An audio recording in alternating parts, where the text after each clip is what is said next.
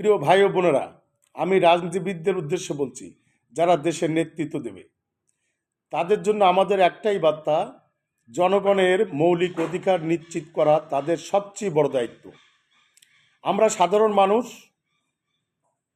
মানুষের পক্ষ থেকে বলছি, মানুষের জীবন সহজ, নিরাপদ ও সম্মানজনক হোক।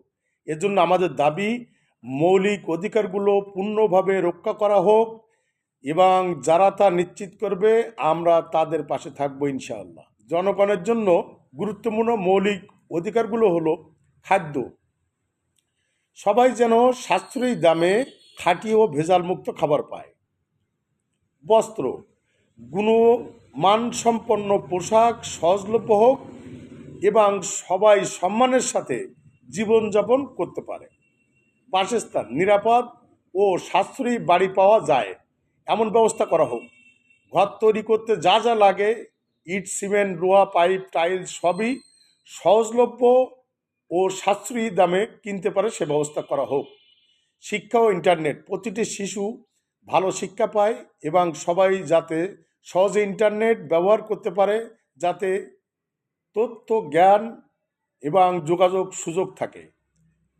কর্মভিত্তিক শিক্ষা ও কর্মসংস্থান, শিক্ষার সঙ্গে কাজের দক্ষতা শেখানো হোক, যাতে মানুষ শিক্ষা শেষ করে সরাসরি কাজে যুক্ত হতে পারে।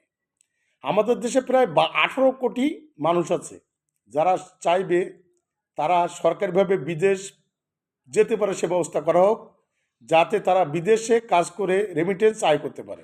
অনেকেই বিদেশে যেতে চায় কিন্তু নিজের অর্থ না থাকার কারণে যেতে পারে না।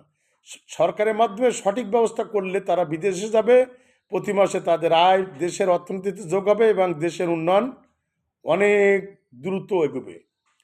নিরাপদ চলাচল ও স্বাধীনতা, সবাই যেন নিরাপদে চলাচল করতে পারে এবং নিজের মতামত স্বাধীনভাবে প্রকাশ করতে পারে তার ব্যবস্থা করতে হবে।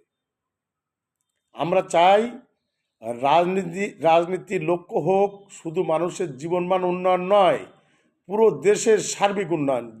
যেন দেশ এগিয়ে যায়, মানুষের জীবনমানের সঙ্গে দেশের অর্থনীতি, নিরাপত্তা, শিক্ষা ও প্রগতির সর্বোচ্চ পর্যায়ে পৌঁছে। যে দল বা উদ্যোগী সত্যিই এই লক্ষ্য নিয়ে কাজ করবে, জনগণ তাদের পাশে থাকবে।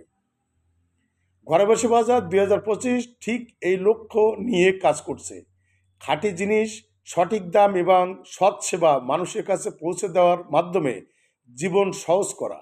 আমরা বিশ্বাস করি জনগণের কল্যাণে কাজ করলেই সত্যিকারের পরিবর্তন আসবে, আর সেই পরিবর্তন দেশের প্রকৃত উন্নয়ন হিসেবে লেখা যাবে, দেখা যাবে। ধন্যবাদ। আসসালামু আলাইকুম।